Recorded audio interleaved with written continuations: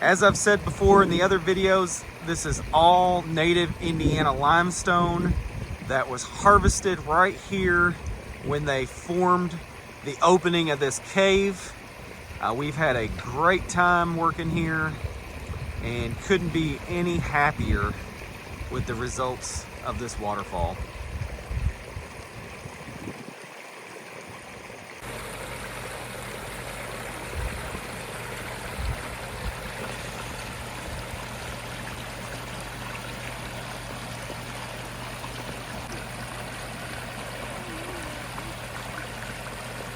Yes, sir.